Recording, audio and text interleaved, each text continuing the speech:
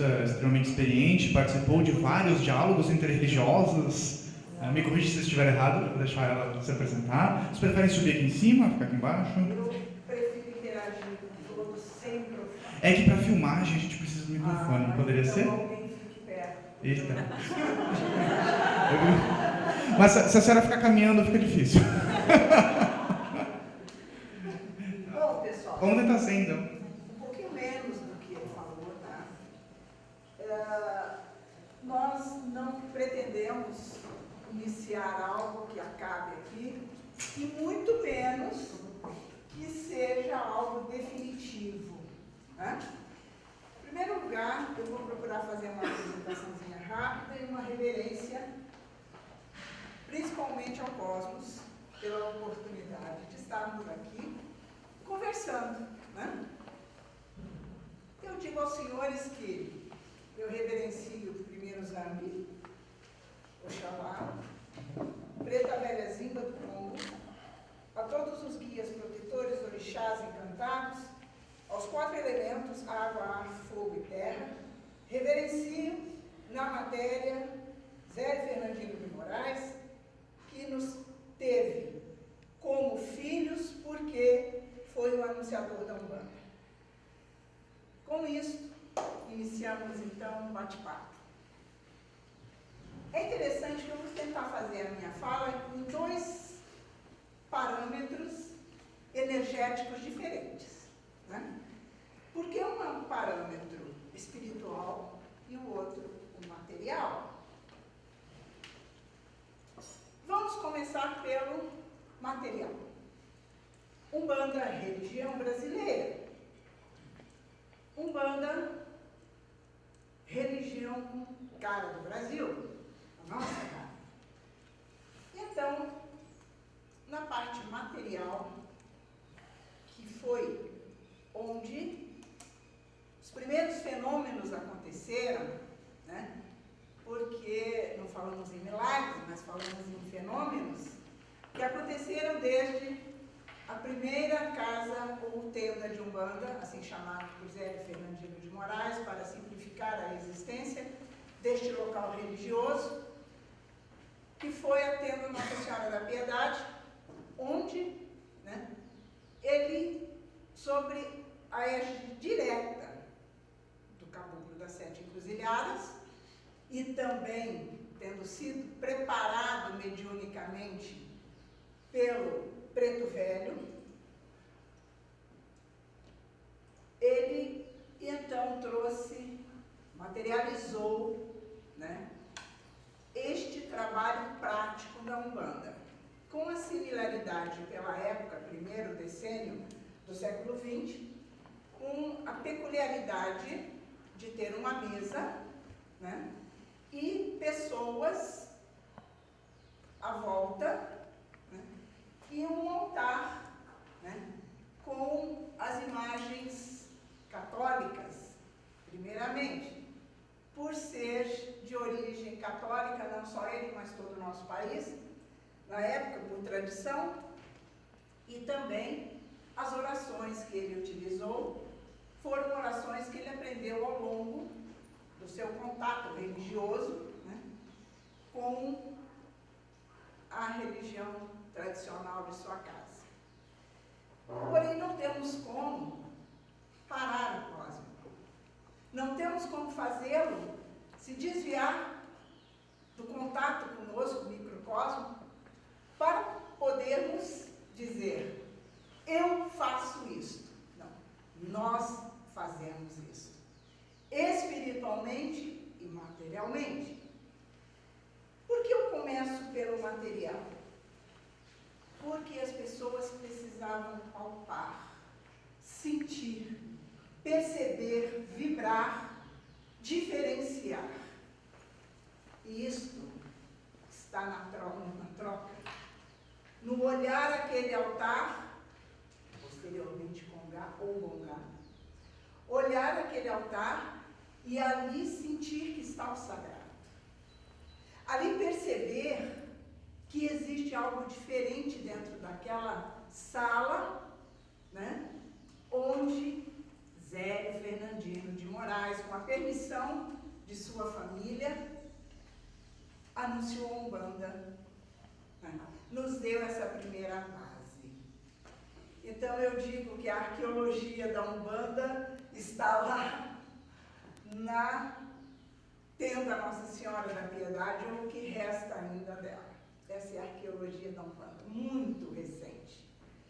E aqui eu me dou o direito de abrir um parênteses para dizer que nós somos privilegiados, porque temos uma religião não histórica, com uma longevidade para ser pesquisada dentro de uma origem arqueológica ou de escritos que se perderam, mas para uma religião que tem, sim, vibrante na matéria a sua existência.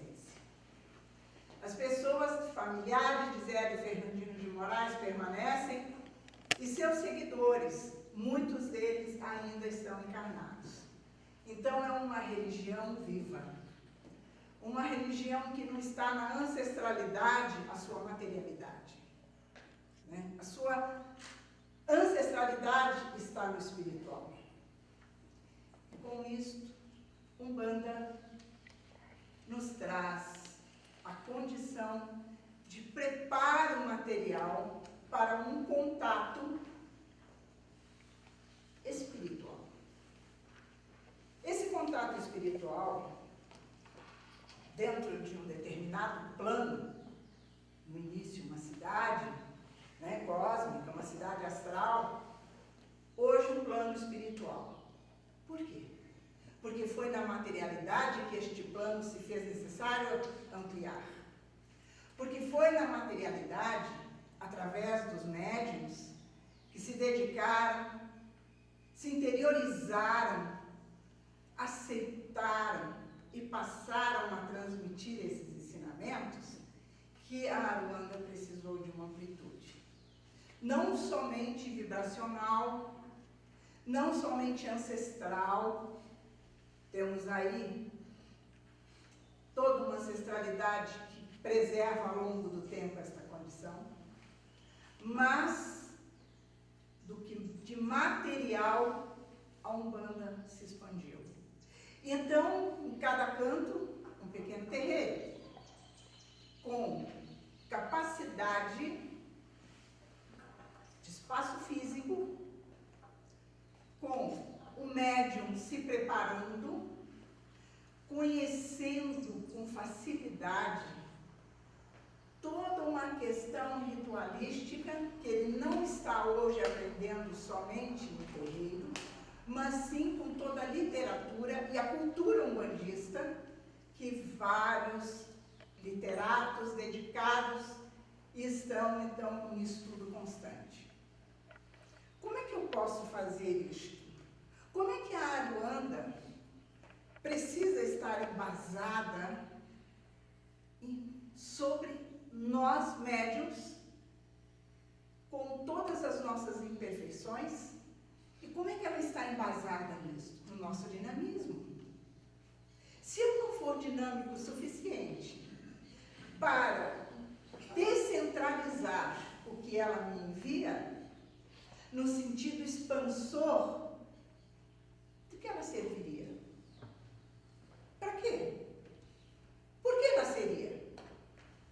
Se não fosse para tirar de dentro de cada médium a sua captação e tudo aquilo que ele, semanalmente ou diariamente, ele colhe dentro do terreiro a qual pertence.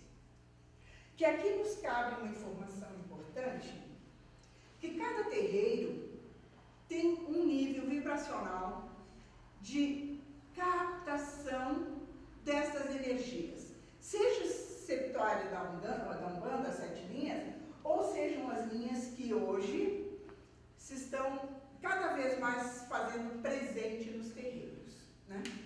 Então, se temos 7 fundamentais, essas 7 fundamentais já abriram um leque enorme, né, de maneira organizada, não caótica, para que outras informações possam estar dentro dos terreiros hoje, principalmente a linha muito consciente de que todo e qualquer terreiro pode, dentro do seu trabalho espiritual, expandir para outras informações. E essas informações estarem ligadas a linhas que normalmente um terreiro não trabalha no início com ela. Ele trabalha com a linha de pretos velhos, com a linha de crianças, com a linha de Xangô, Oxum, Oxóssi, Iemanjá, linha de marinheiros, boiadeiros, linha de ciganos, né? Mas hoje, muitos terreiros recebem linhas que não estavam, nesta época de Zé Fernandino de Moraes ainda, porque não havia a parte material, isso se formou ao longo do tempo, como a linha, por exemplo, dos egípcios.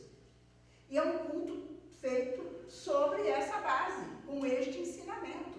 Porém, a base pronta, que são as 7 linhas de Umbanda. A linha do fundo do mar, seres atlantes, a linha do fundo do mar, que traz um ensinamento muito diferente para dentro do terreiro. Normalmente, o terreiro pode fazer o seu ritual de acordo com o ensinamento trazido ou pelo seu fundador, ou pelo seu dirigente, ou por quem dá sequência a isso depois. Por que essas diferenças? Por quê? Porque um é melhor que o outro? Absolutamente. Porque está ligado direto à mediunidade. Não podemos esquecer que se Umbanda existe, a mediunidade é que trouxe a Umbanda para a materialidade. Foi ela quem permitiu que isso acontecesse. Se não estivermos interessados em conhecer a nossa mediunidade individual e o que ela pode fazer no coletivo, um terreiro deixa muitas vezes a desejar, porque ele não entra na dinâmica de uma religião como a Umbanda, que a cada ano ela apresenta novos paradigmas de prática. Mais uma vez, sem perder absolutamente os seus fundamentos. Né? Muito bem colocados pelo professor. Porém, não estou aqui para ensinar Umbanda, né? Estou aqui para tecer alguns comentários sobre a nossa vivência de 25 anos à frente e como fundadora, do terreiro de Umbanda Pesquisa e Iniciação Preta Velha Zimba do Congo, que em seu início era Centro Espírita de Umbanda Preta Velha Zimba do Congo. Sempre com um P ponto na frente, porque há 43 anos, quando de sua primeira materialização e logo após a incorporação, ela solicitou para escrever. E no chão ela fez o P ponto. Simbolismo, captação de energia, centralização de códigos espirituais maiores do que se pode entender. Com isto, eu trabalho com Dona Zimba há 43 anos e através dela, então, fizemos um trabalho mediúnico e único. Eu estava sozinha e nem me passava pelo mundo material, cerebral, orgânico, perceptivo, uma condição futura de vir a dirigir ou fundar um terreiro. Até porque eu nunca tinha entrado num terreiro. Eu nunca havia conversado com qualquer pessoa que fosse de Umbanda. Eu nunca entrei uma vez no centro espírita, foi uma passagem interessante da mediunidade. Então, estávamos subindo uma rua em Guarulhos, eu morava em Guarulhos, em São Paulo na época. Estávamos com um casal de amigos e passamos assim, era um centro espírita.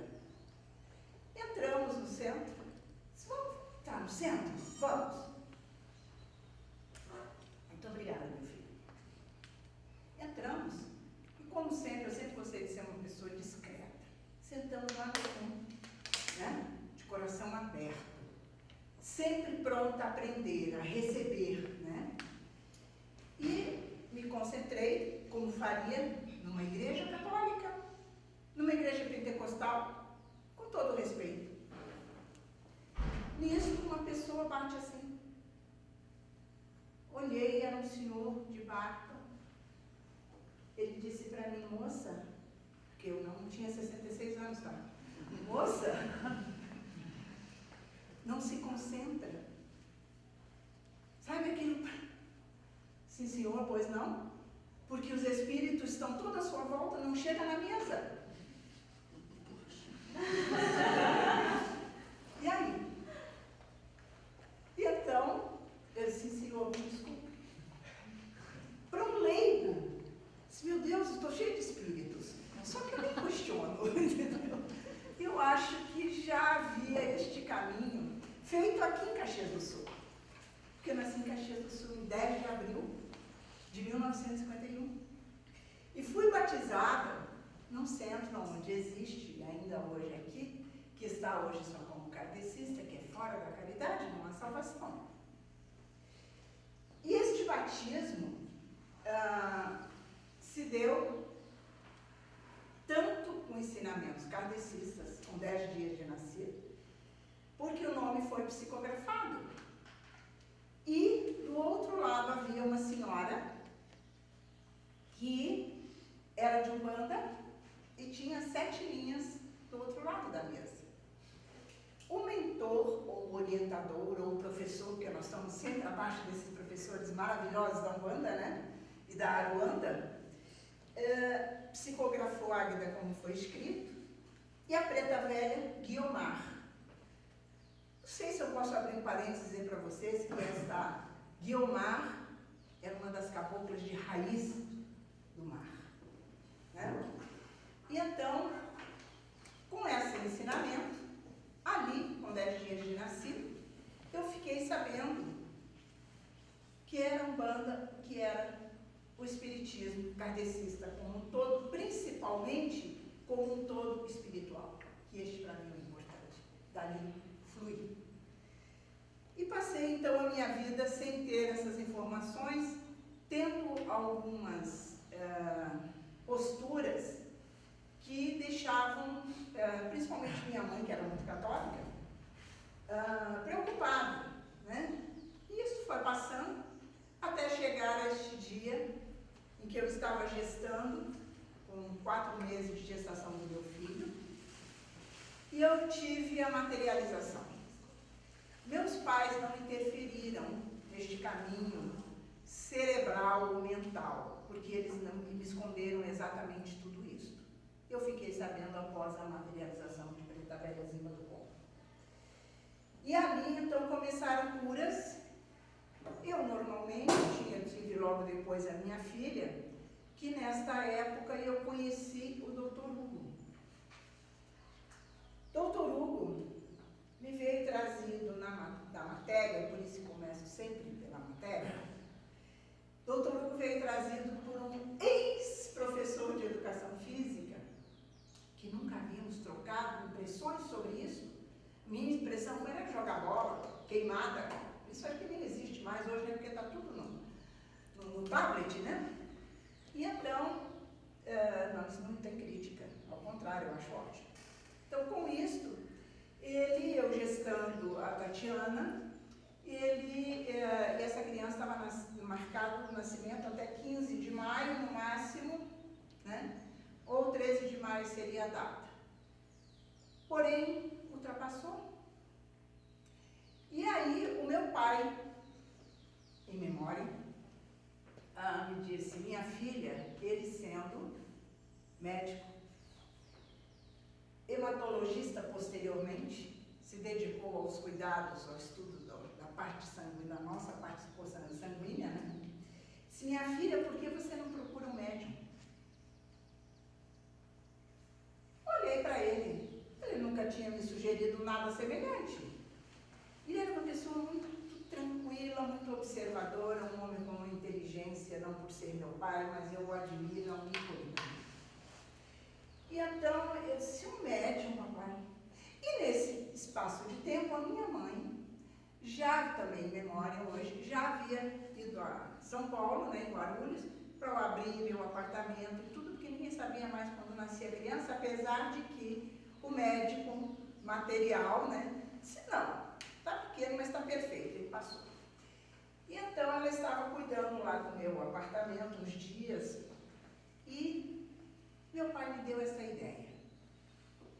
Tudo bem, o que eu faço? Que médium? Se procure a Missal, uma japonesinha, minha madrinha de casamento, que por sinal, eu vou abrir um parênteses, meu primeiro casamento foi com um japonês nascido no Japão, né? E hoje já desencarnado, e o meu filho, inclusive, mora no Japão. Então, com esta situação, ele disse, vá, converse com a Missal. Ela frequenta o centro espírita. Amigos, eu já tinha visto várias vezes o meu pai parar, levando nas igrejas, levando no centro espírita, que eu nem conhecia, muitos brinquedos, alimentos, roupas, né? Ele sempre foi muito voltado a esse tipo de trabalho assistencial. E aí, eu fui com ela, horário do almoço. Por sinal, senhores, era do lado da casa da minha irmã, aliás, minha única irmã. E eu nunca saí da casa de minha irmã e entrei para sentir absolutamente nada, não tive essa curiosidade. Então, até aí os senhores estão vendo que eu não estou falando de Umbanda, estou falando de mediunidade, estou falando da parte material. E chegamos, modesto, madeira, porta semi-aberta, chego eu, Missal, que era desse tamanho, abriu assim, tinha uma pessoa varrendo. Eu olhei aquela pessoa de cabelo branco. Nossa, eu conheço essa pessoa. Isso ele se vira. José, você? Ele disse, aí você veio por causa do bebê. Desde que você corria atrás de uma bola, eu vi a luz. Eu sabia que um dia nós íamos conversar a respeito. E aí foi que ele fez, então, senhores, realmente uma incorporação que eu pude assistir. Ele preparou e trouxe esse espírito, Dr. Hugo, que nos trouxe a informação posterior, muitos anos depois, que era no 8º plano, um plano próximo ao plano da Aruanda, né? E que iria realmente fazer um trabalho comigo no futuro. Vocês imaginem uma pessoa leiga, mas eu sempre fui muito tranquila com essas coisas. Muito importante você saber coisas novas, aprender. E aí, até disse para ele depois, e realmente o Dr. Hugo me deu o dia, o horário, como estaria, né, essa questão do nascimento da minha filha. E ali eu tive, senhores, uma dúvida. Os senhores vejam o que é a mente. O que fazemos com ela? O que nós vamos fazer com a nossa mente? Eu, como falei para os senhores, sempre tive muito respeito. E então, olhei, o José se tornou diferente, a voz era diferente. E o que foi interessante é que esse primeiro contato foi na casa de uma das médiums do centro dele. A casa da senhora chama-se Madalena. Quando nós chegamos, meu pai ficou com o Ivan, né, que tinha 2 aninhos, ia fazer 2 aninhos. E a Missal, chegamos, gente, eu vi a primeira vez um ser obsediado. Coisas do astral, talvez eu diga hoje, mas na época, coisa material. Eu vi aquela senhora obsediada.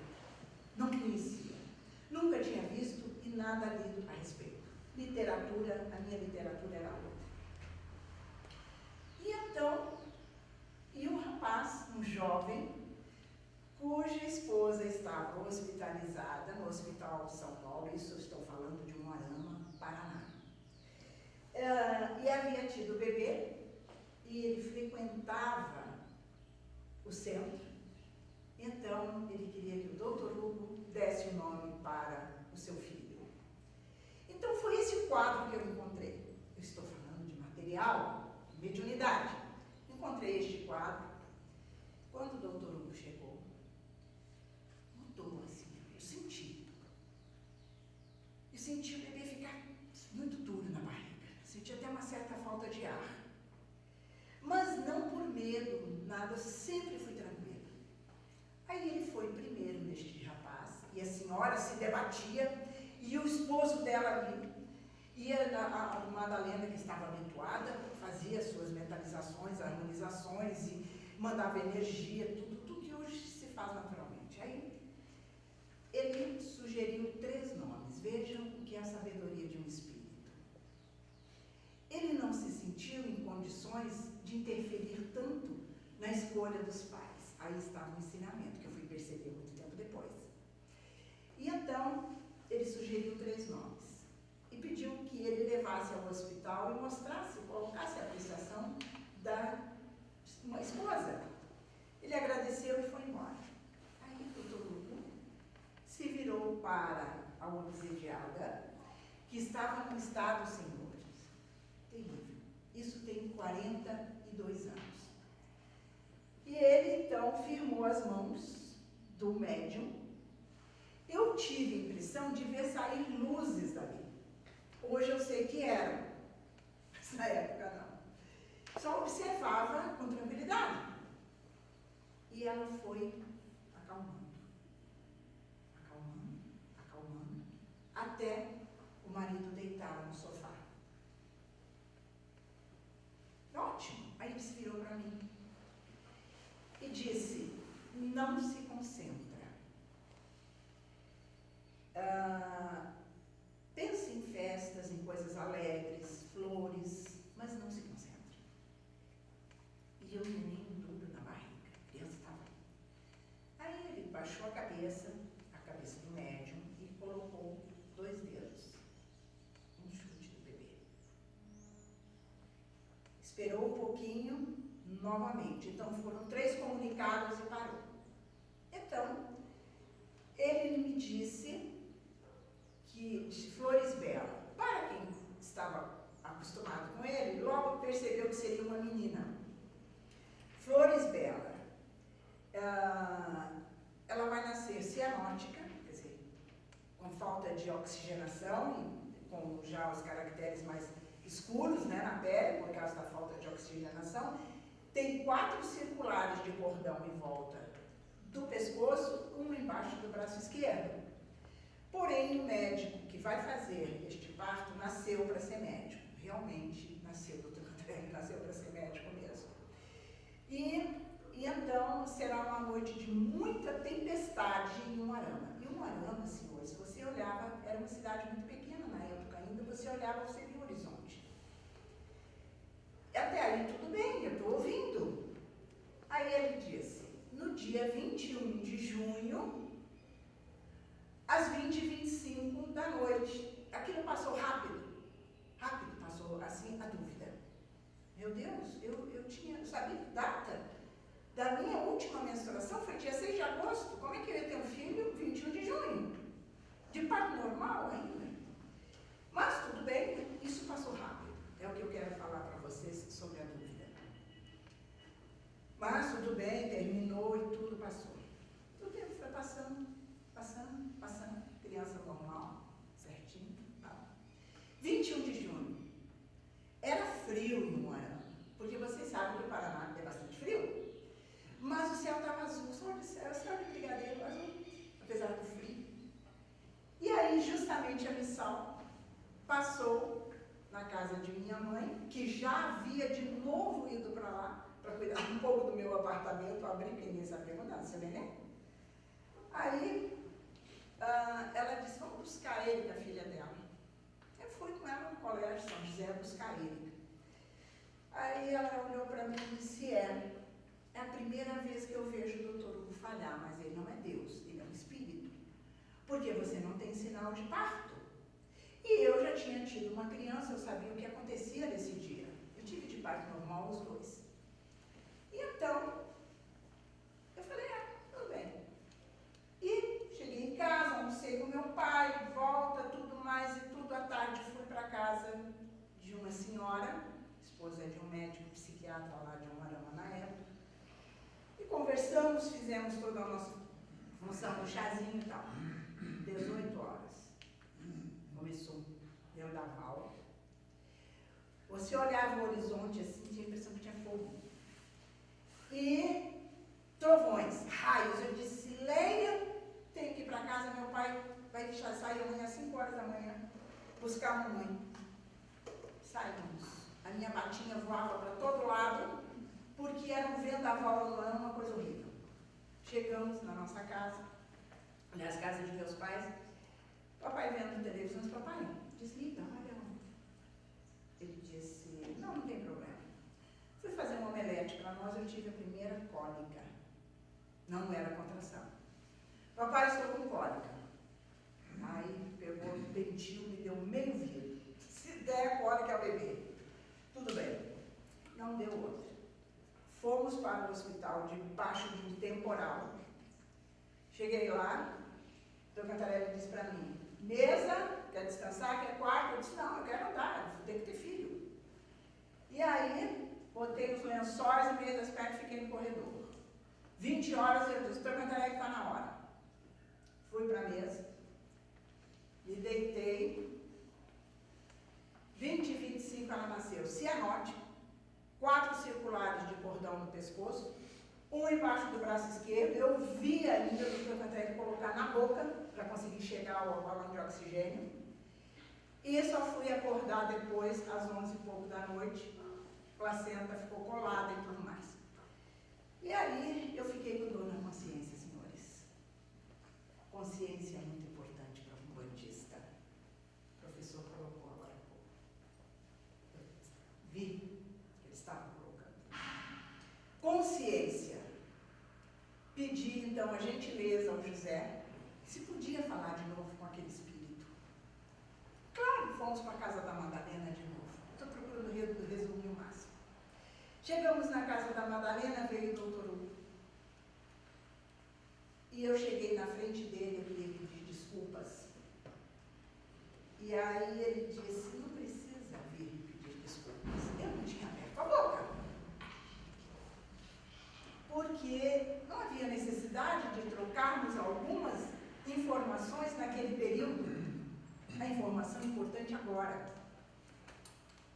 Porque você teve uma menorreia e a menstruação que viria no próximo mês não veio e na outra você engravidou. Pronto. Nasceu exatamente na data que tinha que nascer. Então esse contato com o Dr. Hugo, aí o José disse para mim, olha, eu estou com idade, preciso que o Dr. Hugo continue o trabalho dele. Eu disse, mas e os médiuns da sua corrente são ótimos, são pessoas responsáveis, maduras, são estudiosos, imagine a época, 40 e tantos anos atrás, estudiosos, olha a palavra. E então, mas o alcance mediúnico ainda não dá para o Dr. Hugo. Eu disse, mas José, eu não entendo nada. Eu moro em São Paulo. Ele disse, não te preocupe. Na época certa, ele vai chegar quando houver necessidade. E foi assim realmente, isso tem 41 anos. Então, por que eu fui para a parte material e me estendi num fato? Porque a Umbanda, assim como as outras religiões, estão sempre buscando fatos para continuar a sua existência. Ou é através do cântico, através dos pontos riscados, dos riscos, o que significa, o simbolismo, o que fez com fulano, que fulano está nessa religião. Isso aí trouxe algum benefício? Por que houve essa cura na Umbanda, se eu não vi e o médium não é médico? E ele utilizou só uma energia. Então, a questão da preservação material da ideologia ou de todo um aspecto religioso que mantém uma comunidade em conjunto com aquela denominação. E a Umbanda não foi diferente, não é diferente. O professor colocou agora há pouco que a pessoa ou tem a esperança ou está em total desalento. E então, a esperança ele deixa para passar quando ele começa a entender que o que está sendo feito ali naquele ritual tem algo muito mais importante vibrando para que aquilo tenha e obtenha um resultado. Mas isso demora, né? Somos seres humanos e também desumanos às vezes, né? Precisamos cuidar dessas arestas.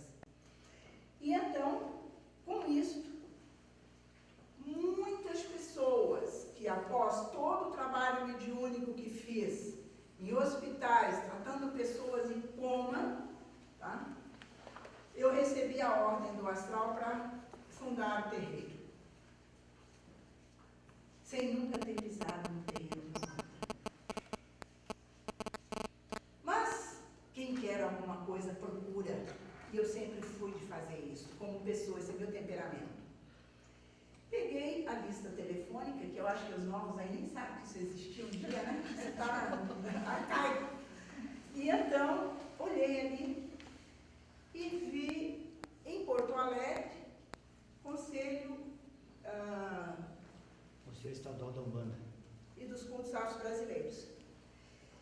E aí, liguei. Alguém já viu o telefone público? Liguei. Aí, me atendeu uma voz, senhores, que do momento que me atendeu, eu senti uma vibração interna. Adalberto Nogueira, Pernambuco Nogueira. Eu senti diferença dentro de mim. E aí eu falei a ele que eu precisava de alguém que conhecesse a Umbanda. Por quê? Porque quando eu cheguei a São Leopoldo, eu não sei de onde eu estava atendendo pessoas, e eu fui a trabalho profissional, eu não fui a São Leopoldo buscar religião e nem religiosidade. E então, quando eu vi, eu estava atendendo um monte de gente, na casa de uma amiga. Eu disse, mas o que é isso, né? Tudo bem.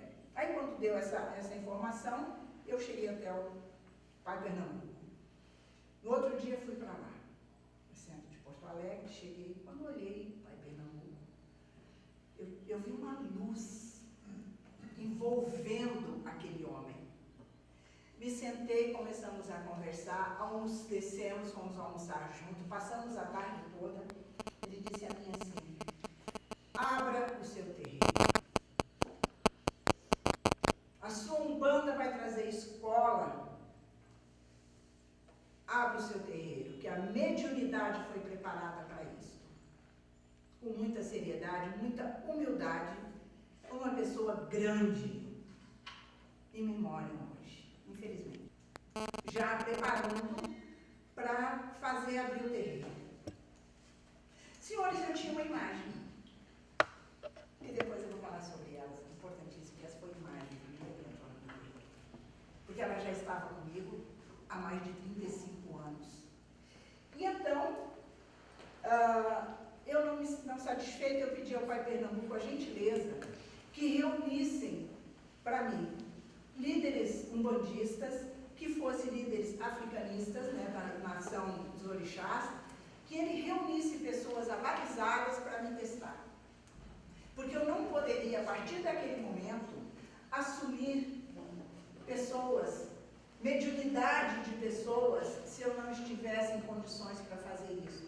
A minha responsabilidade pessoal não iria permitir. E ele aqueceu. E, num pequeno espaço, ele trouxe líderes de renome em Porto Alegre para que eu fizesse a incorporação de todas aquelas entidades de Umbanda, que eu já trabalhava com elas, porque através delas é que eu falei, quando eu recebi a ordem para abrir o local, onde eu encaixo o que eu faço. Como é que eu vou encaixar o que eu faço? E aí eu fiz uma varredura. O único lugar que eu encontrei e que não ia me podar era Umbanda. E então, com isso, eu fiz um trabalho como um rapazinho, porque não era um cambono ainda, professor. Marcelo, que também em memória,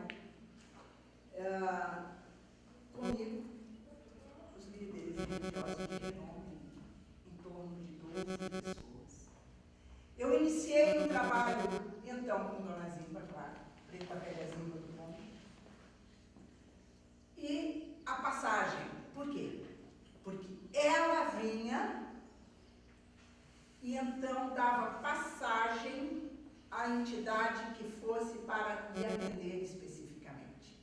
Fosse Ogum, fosse Xangô, fosse Oxóssi, as qualidades de Oxóssi.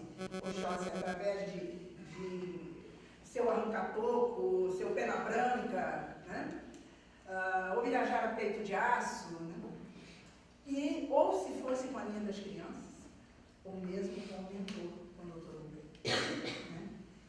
E então, eu fiz esse trabalho e inverti a situação de propósito, porque eu trouxe o Exu Caveira por último. Então, a linha de esquerda eu deixei ali e trabalhei diferente. Por quê? A mediunidade me conduziu, que deveria ser assim, não ofertar primeiro Exu, fazer esse tipo de trabalho primeiro. E ele, o Exu Caveira, encerrou uma explanação para aqueles senhores e aquelas senhoras, e ali eu encerrei o meu trabalho, era 3 horas da manhã. E então eu guardei a nota com muita humildade. Se eu podia ou não na matéria fazer aquilo que eu só recebia do astral. Porque não era só a minha responsabilidade, o líder religioso tem que pensar nisso. São as pessoas que os acompanham, que trabalho pessoal, interpessoal e coletivo eu vou fazer com aquelas pessoas que estão me ouvindo, que recebem o meu ensinamento, que estão dentro do terreiro, dentro da aura do terreiro, o que eu estou oferecendo para eles? Aí sim. Então, com a aquiescência de pessoas realmente com condições de ter me analisado, eu oficializei a abertura do terreiro em 22 de agosto de 1992. E com o congá em cima de 2 caixas de papelão de máquina de lavar, com o papel branco em cima e a imagem de Dona Zimba. Você tem alguma imagem de Dona Zimba? Você trouxe? Esta imagem, senhores, que agora eu vou passar a parte espiritual. Esta imagem foi um fato muito interessante, que aliás já foi motivo de estudos no meu terreiro várias vezes, por pessoas que também estão interessadas, pessoas que vieram da Alemanha, né, para estudar esse assunto. E então, como eu falei para os senhores, eu morava em Guarulhos. E aí, meu apartamento era num local ali próximo a Cumbica, chamado Secap, ainda existe ali. E então, eu fiz uma divisória da Colômbia, que na época eu estava entupida ainda por cigarro, e então, tinha os quartos, né, os 3 quartos, eu fiz uma divisória, porque caso eu fumasse à noite e o meu ex-marido, aquilo ali não deixaria passar tanta fumaça por causa do quarto das minhas crianças. Aí, estávamos assistindo um filme. E terminou esse filme 2h30. Ele trabalhava, não sei se vocês já ouviram falar na Vinilona Sansui, que tem os caminhões, Sansui. Aí, cigarro, pituca, tá? Deixei no cantinho, fomos nos deitar. Mesinha de centro, só tinha aquilo. Tinha mais nada. Fomos nos deitar, acordamos cedo, porque ele tinha que logo sair cedo para trabalhar. Você sabe que São Paulo não é assim, né? E então, quando saio com ele, passo pela divisória, que olho na mesa, e ele também, havia uma imagem. E esta segurança, que era deste tamanho, isso eu tenho em fotos. Eu já disse que isso aqui é original, esse plástico. Eu nunca troquei nem nada. Ela era assim, pendurada na imagem. Eu disse que o dia que caía a última é o dia de eu fazer a minha viagem. E então, eu olhei para ele, se escuta, me fazendo surpresa. Lembre-se que nós fomos deitar, não tinha nada na mesa. Aí ele disse, não, eu não fiz nada. Eu digo, fez? Claro, olha ali aquela imagem. Sabia eu de preto velho, preta velha? E aquela imagem? Não, eu não botei. Ele foi embora, certo de que eu coloquei, e eu tinha certeza que quem colocou foi ele. E aí eu passei a utilizar isso aqui, que eu não sabia que era uma segurança, nenhuma guia. Eu passei a utilizar quando eu me concentrava para atender qualquer pessoa que precisasse. Nunca pensei em cobrar, nunca pensei numa pema, em vela, porque eu nem sabia nada disso. E ela chegava, sentava no chão. Sempre recebi Dona Zimba no chão. E o P-ponto dela, aquilo ali ela chegava sempre. E então passou isso a acontecer. Um belo dia, de tanto tempo com a imagem, ela quebrou uma parte aqui assim. E aí eu falei, peguei e botei no canto. Só para comprar outra. Procurou. Foi procurado em São Paulo. Depois procurei em Curitiba. Disse, não, essa imagem não existe. Eu digo, existe, pois eu tenho. Não, pega aqui o catálogo da Bahia, tal, não tem. Tudo bem. Aí eu comecei a me antenar. Conheci uma pessoa que era da engenharia florestal, estava fazendo mestrado, e ele era de Vassouras, Minas Gerais, estava fazendo ali em Curitiba. Eu fui, falei para ele assim, eu digo, escuta, você testa para mim uma coisa que eu tenho? Claro que eu testo. Aí, fui em casa, peguei, era desse tamanho. Peguei, trouxe, tirei, entreguei para ele. Ele botou no microscópio eletrônico, fez a raspagem das células, colocou ali, olhou, ele disse, eu não conheço esse vegetal. Entrou, instituto adentro, e chamou o professor dele. O professor dele veio, olhou e disse, só tem na África. Não existe no Brasil. Pronto. São 40 e tantos anos quase com ela. Então, com isto, são situações que as materializações são possíveis através do que o professor, inclusive, falou da questão do ectoplasma. Como é que você trabalha com isso? Aí você vê, então, o mundo espiritual. Embasado, então, numa conduta sempre aberta ao aprendizado. Tanto é que hoje ainda faço faculdade, continuo estudando, né? Então, eu tive a parte espiritual para conduzir o meu material, né? Mas isso dependeu de quase 40 anos atendendo as pessoas. Este teste foi muito estudado na minha mediunidade. E aí, após, então, o início dos trabalhos no terreiro, eu comecei a ter primeiro o contato material com os médiuns, perceber individualmente o que cada médium trazia, quais as possibilidades deles, quais as dimensões que eles acessavam e como é que nós vamos trabalhar isso de forma coletiva e bem harmonizada, respeitando o potencial de cada um. E são 25 anos, 25 anos agora, de trabalho feito nesses padrões. E aí, senhores, eu tive uma felicidade muito grande. Comecei a conviver com irmãos que praticavam a religião de Umbanda e também a religião africanista, tenho grandes amigos, né? E pude, então, ver a riqueza da Umbanda. A riqueza que a Umbanda tem com seu diferencial em cada terreiro. Que não existe um terreiro que não seja importante para a existência dessa identidade religiosa. Que um terreiro único não é a Umbanda. A Umbanda é a reunião de todos eles. É o aprendizado e o ensinamento que cada religião, cada terreiro traz dentro da sua prática umbandista.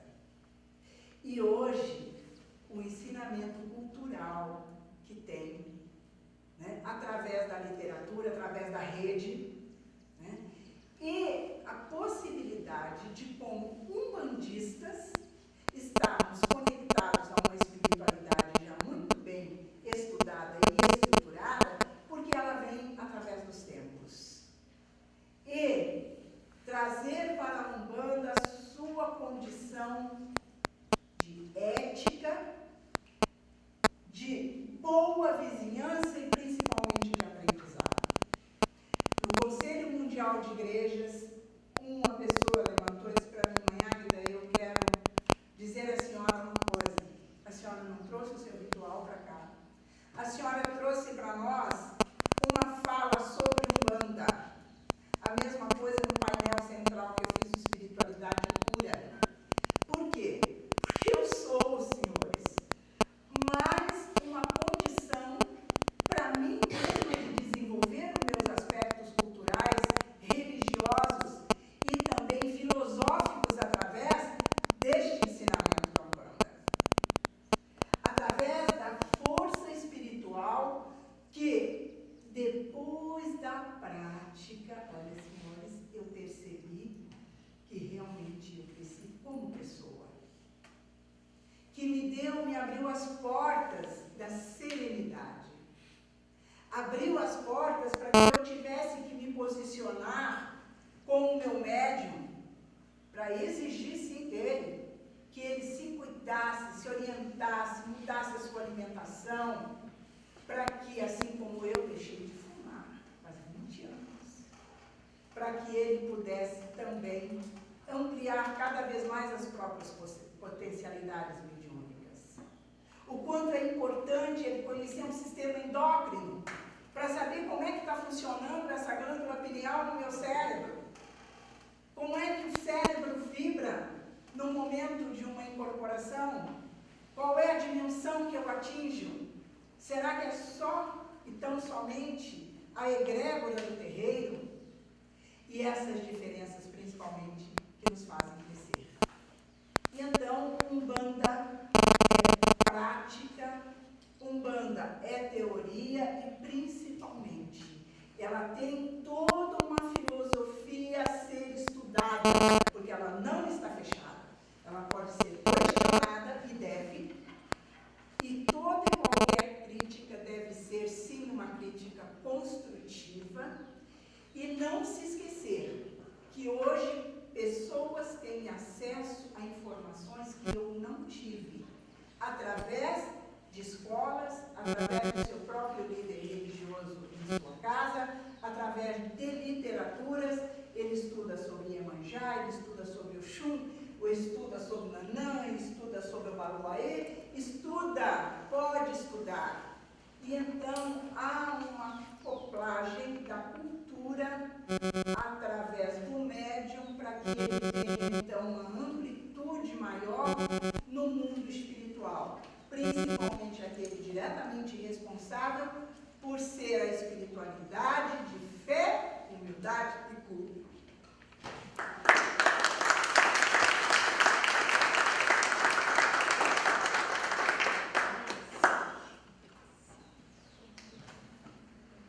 Espero ter contribuído, senhores. Muito obrigado mesmo por ter essa oportunidade. E Umbanda se aprende dentro dos terreiros. Agora eu quero passar para os senhores, com licença, são 15 minutos no máximo.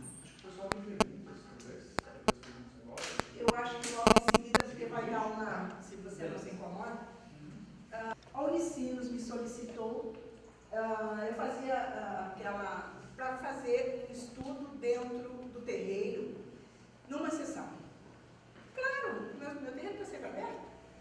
E então, fizemos este documentário e ali falamos um pouquinho sobre a Umbanda. Isso eu estava com 15 anos, acho que 12 anos. E então, com licença, isso foi feito pela Unicinos, onde eu fiquei 4 anos no Diálogo Interreligioso e Ecumenismo, trabalhando ali dentro.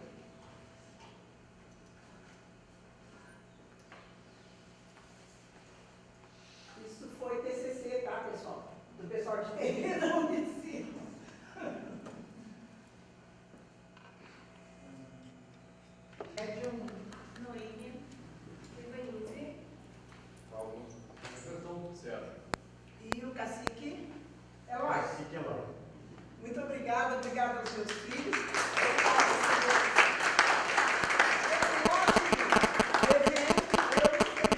Eu não vou poder acompanhar, porque eu gostaria muito, tenho muito a aprender, mas eu tenho um evento em Canoas, né, que já estava programado e eu vou ter que voltar. Um abraço no coração de cada um de vocês. Tem as perguntas, minha irmã. Ah, sim, vocês vão fazer perguntas. Pode sentar aqui, então. Sim, por favor, à vontade. Vamos para o Mariano e as meninas, como eles estão em detalhes, deixamos para a tarde direito. Vamos consultar a manhã dela.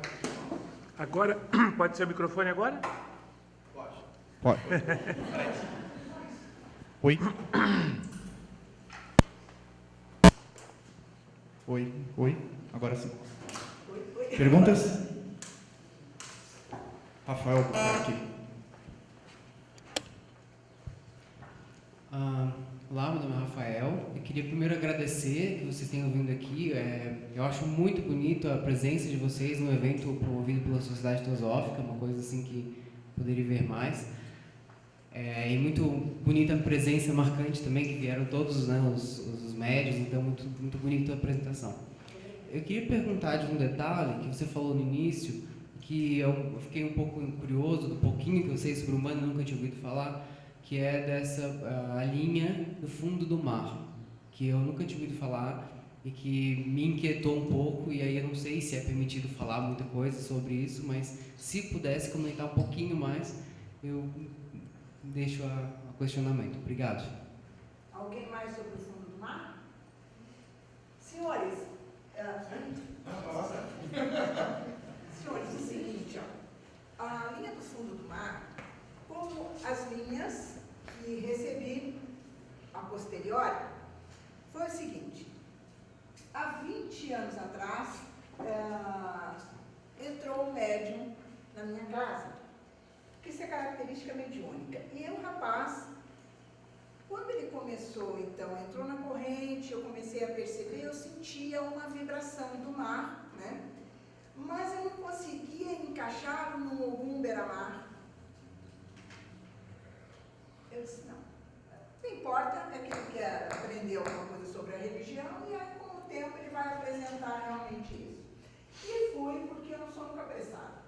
E ele começou, então, a fazer os trabalhos dele. Quando ele chegava no terreiro, eu percebia, eu sentia a força do mar, mas era denso, assim, era pesado.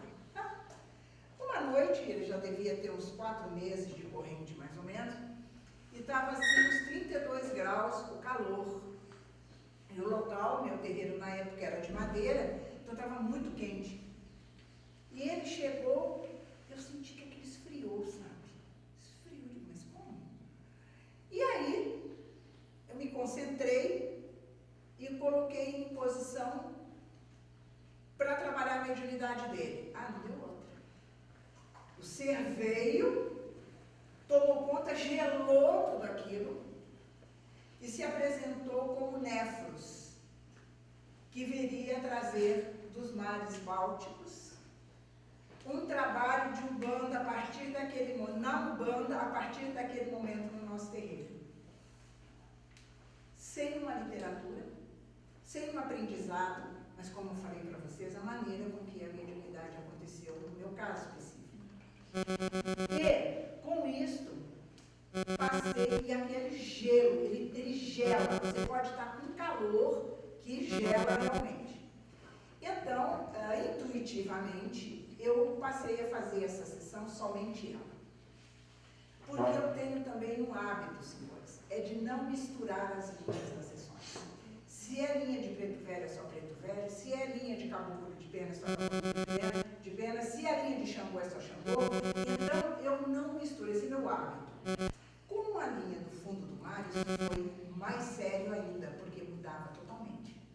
E aí, passaram-se 4 anos nesse trabalho com essa linha, e curas foram feitas através desses seres do fundo do mar, que realmente são dignas de registros, né? depois, tinha uma feira do livro ali em São Leopoldo, e eu sou muito rato de biblioteca. E aí já fui para a feira do livro. Cheguei ali, enquanto meu marido olhava ali, tinha uma caixa, tinha vários livros assim. Eu olhei assim, Água e os Espíritos do Mar. Eu digo, tá aqui, 4 anos que eu trabalhava com a linha, sem ter nenhum tipo de informação, nem material e nem literária. Peguei, já comprei o livro, tudo, cheguei em casa e devorei. Água. Quem era Água? Água era o mentor que cuidava de Júlio Verne, que escreveu 20.000 Léguas Submarinas. E, junto ao espírito de André Luiz, levaram o espírito de Júlio Verne para conhecer as cavernas da crosta terrestre que ele também descreveu em vida. Né? Assim como descreveu Viagem à Lua e tudo mais. E então, Água e o espírito de André Luiz levaram aquele espírito a conhecer em loco o que ele descreveu ainda encarnado. Então foi a primeira literatura que eu tive. E com o passar do tempo, uma vez na TV em São Paulo, através do, como é que chama? Do Sarceni, isso. Eu tive, mas não foi direto com ele, foi com o assessor dele direto. O Alexandre Comino. Alexandre Comino, obrigada. Eu gosto sempre de interagir com todo mundo, tá, gente? Eu tenho esse hábito, eu não gosto de ficar falando, eu gosto de interagir. E então, o Alexandre Comino, eu passei uns 3 dias com ele lá em São Paulo, e então fizemos alguns trabalhos juntos, alguns trabalhos com Exus e tudo mais, e então o Alexandre Comino solicitou que eu falasse sobre esta linha na TV. E aí então foi divulgado, e foi divulgado também, foi feita uma entrevista na Revista Espiritual de Umbanda, sobre todo o trabalho desta linha, que hoje eu sei que médiuns trazem, e muitas vezes são levados a um trabalho lindo, com beira-mar e tudo mais, mas na realidade eles são do fundo do mar, né? Então, e outras passagens que nós tivemos com este povo, que realmente eles trazem uma doutrina, eles nos ensinam coisas do passado e do futuro, né? São seres espirituais de uma dimensão vibratória muito especial.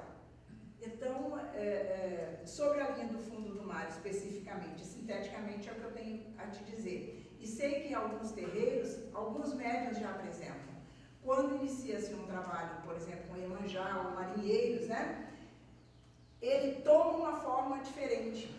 E uma vez conversando com o seu Gil, que era presidente da Federação Espírita Sebastião Leão, lá de São Leopoldo, ele disse que numa vez que eles estavam numa mesa kardecista, ele disse, Mãe Águida, a gente olhou, a pessoa parecia que estava com um escafandro. E nessa época não tinha ainda Seja do Fundo do Mar, tá, gente? Isso foi na abertura assim, do meu terreiro. E aí ele disse, nós não sabemos o que fazer para trazer de volta. Então vocês imaginam o que nos envolve. E eu acho que é o que eu poderia te dizer sobre esta linha, né, de uma maneira assim, com essa oralidade aí, mas esta linha, o ideal era assistir e conhecer o trabalho deles, porque é realmente algo palpável, tá? E o trabalho deles é excelente, eles vieram a agregar, né, dentro de terreiros de Umbanda, mais uma linha de posição, de espiritualidade, de razão, de informação dentro dos terreiros. Os terreiros estão abertos a isso. Depois dele, nós tivemos também a linha de bruxas, né, mas com uma linha mais voltada ao mineral mesmo, né, e a linha celta e também a linha de egípcios. Eu acho que eu te respondi, né? Prontinho, estou pronta a próxima. Então, não uma pergunta, mas é interessante essas manifestações dessas linhas aqui no Sul, mas elas também não são únicas do Sul, né? Quando a gente vê o tambor de Mina, a gente vê o terreiro dos mistérios do egípcio, o terreiro dos mistérios dos árabes, né? Esse movimento também também acontece no início da casa de Nagô, dentro do Maranhão, e se ramifica, né? Mas a pergunta mesmo que eu queria fazer era como que a senhora vê a questão dos orixás na Umbanda? Porque a Umbanda ela tem uma influência banto gigantesca. Que é o nosso povo banto, dito por Dona Zimba, né? Sim. Nós iniciamos aí o povo banto na Goa, só que também fui saber disso muito tarde. Mas influência nigeriana, os antropólogos põem que tem muita influência nigeriana, mas eu não enxergo essa influência nigeriana a não ser na nomenclatura. Porque quando a gente verifica o Xixilagua, ou a religião tradicional urbana, e você verifica que a descrição da característica do orixá nigeriano, ela é totalmente diferente da característica do orixá brasileiro, daí você vai, tá, mas da onde vem essa característica como essa do Diogun? E você vai ver dentro do povo banto, você acaba associando a Nkosi. Os inquices. Isso. Como que se vê isso na Umbanda? Se tem o conhecimento de que o orixá da Umbanda, ele é um inquice ou ele é o quê? Acontece o seguinte, que ocidentalizando, vou falar da minha visão, né? Você vai ter várias explicações, como eu também tenho, e graças a Deus. O que eu vejo até o momento são que nós, quando ocidentalizamos, nós modificamos muito do que veio de lá. Já começa aí no próprio candomblé e na própria nação dos orixás ou batuque aqui no sul. Né? Isso aí, nós vamos ser a palestra, infelizmente eu não posso assistir, gostaria muito. Mas você imagina se dentro do que se chama de africanismo nós tivemos essa modificação, até por imposição, uma composição de navio negreiro, de mistura, de tudo isso. E então, imagine quando isso migrou, então, para dentro dos terreiros. A modificação iria acontecer. Tem que haver a chamada adaptação. E essa adaptação não é feita exatamente na matéria, essa adaptação é feita no mundo cósmico.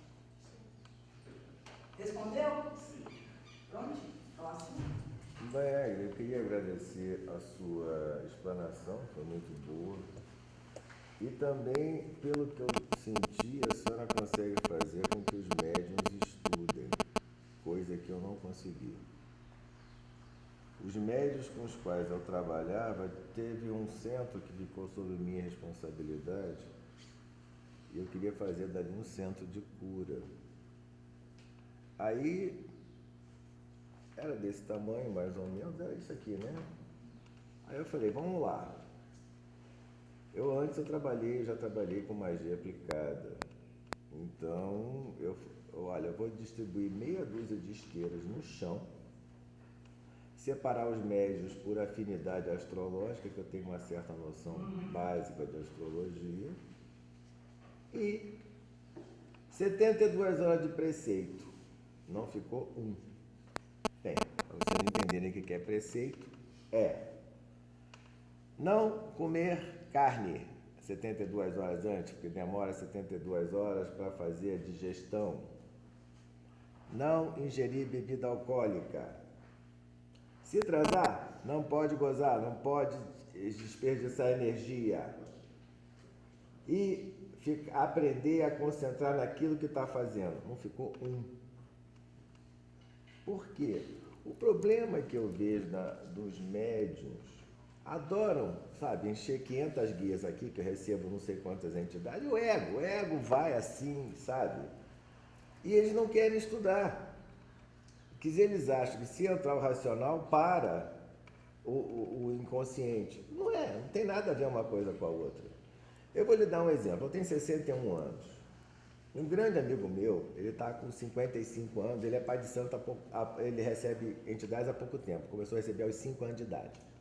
Alguém que entre os 5 anos e os 55 anos de idade, e é feito no candomblé, você supõe que recebeu tudo. Lá em casa, quando ele foi lá fazer um trabalho específico com a minha mulher, Patrícia, ele recebeu 2 entidades que ele nunca tinha recebido. Ele falou, isso não aconteceu. Ele recebeu um tupinambá e um monge tibetano. Por acaso, minha mulher tem energia pura budista. Ele ficou abismado. Eu falei, tá? Agora, o que eu vejo nisso é que eu lhe parabenizo por fazer seus médios estudarem, porque eu não consegui fazer isso com os meus. Tá? Isso aí é uma coisa que eu sempre me batia.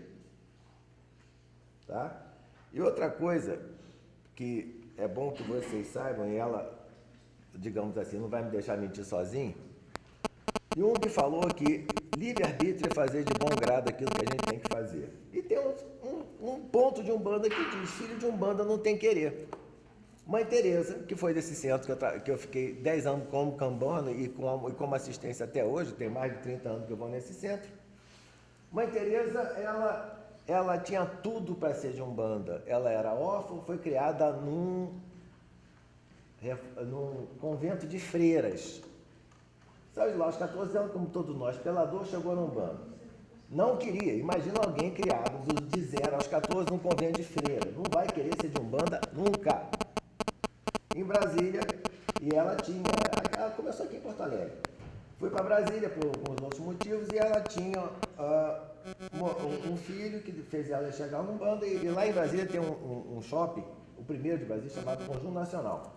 A senhora imagina o que é uma senhora em pleno Conjunto Nacional, meio-dia, receber uma pombagira. Aí ela teve que ir. Então, lembrem-se disso. Eu costumo dizer que o livre-arbítrio é o seguinte: isso aqui é o seu espaço que você pode ir. Quanto mais larga é a sua consciência, menor seu livre-arbítrio. Você supõe que quando você acha que pode ir para lá e para cá, que a sua consciência é mínima. Tá? Então, mais uma vez, eu parabenizo a senhora pelo fato de fazer os seus médios estudarem e se estudarem, que eu não consegui isso em Brasília. Eu agradeço a eles a aquiescência, né? Eu acho que um grupo tão heterogêneo, porque eu tenho médiuns ali que estão iniciando comigo na gestação, né, que carimbaram o seu dedinho com a mãe ali, com 2 horas de nascido, o carimbo está ali na sua ficha, né, e a mãe já pertence à casa há 13 anos, 14 anos, 15 anos. E então, essas crianças, elas participam de todas as nossas sessões. São crianças que eu pude acompanhar hoje com 10 anos, 12 anos, que estão bem na escola, que não respondem para o professor, que têm uma disciplina diferente, que a professora diz: olha, mãe Águida, que aluno aplicado, né? E então, na gestação, estava ali junto com a gente, né? Então, se o pai e a mãe sequer dentro do solo sagrado, que é o terreiro, ele não se autodisciplina e não aceita essa disciplina, o que ele vai passar para o seu filho? O que ele pretende com este filho no futuro? Porque este filho não precisa ser um bandista, ele precisa não precisar mais do livre-arbítrio. Isso pode ser natural nele, ele conhecer os seus limites e as suas fronteiras. É isso aí. Eu gostaria de saber como é que funciona, porque eu vi que a senhora tem uma escola, né? Como é que funcionaria essa escola? A nossa escola já foi algo programado para abertura em 2007, né? Porque nós não estamos ali para modificar rituais de nenhum tipo de ritual que essa pessoa já tenha ou que tenha que ser iniciado, né, em qualquer caminho afim. Ou não afim também, porque pode ser um ateu, mas não é gnomolágico. E então a escola, ela tem um projeto pedagógico elaborado através de módulos, né? E temos aí um outro sistema na escola que hoje eu não faço mais coletivo. Primeiro ano, que foi 2008, 8 de março de 2008, né, foi a primeira turma da escola. Então nós tínhamos a sala lotada, né, de pessoas, tinha juiz, tinha advogado, tinha uma pessoa leiga, tinha tudo ali. Eu percebi que muito pouco foi aproveitado para a pessoa. Porque ela não precisa aproveitar para mim, é para ela, para a vida, para o que ela quer usar dentro do conhecimento dela. E então, já no outro ano, eu fiz diferente. Já deixei um mínimo de pessoas. E hoje, eu faço agendado. Inclusive, o cacique disse que você trabalha muito mais, porque se dedica 24 horas, faz faculdade, atende as pessoas e tem a sua agenda com alunos particulares. Por quê? Você tem um estágio, ela tem outro estágio. Então, eu não fundei escola para ficar rica, ao contrário, muito menos. Eu fundei escola para aprender com quem vai chegando comigo também. E ampliando as possibilidades culturais daquele local. E cada pessoa me traz uma informação vibracional, um entendimento, a sua busca, né, essa parte do socorro. Né? Então, como é que eu vou fazer uma escola coletiva se cada pessoa tem o seu desenvolvimento pessoal e individual para poder ingressar no coletivo que ela está?